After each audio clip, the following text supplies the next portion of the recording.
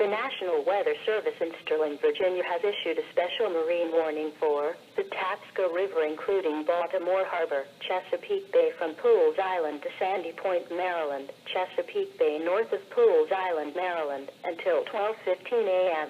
At 10:47 p.m., National Weather Service Doppler radar indicated a line of thunderstorms capable of producing wind gusts in excess of 34 knots from 19 nautical miles northwest of Gunpowder River to 13 nautical miles northwest of Hanover Street Bridge, moving southeast at 20 knots.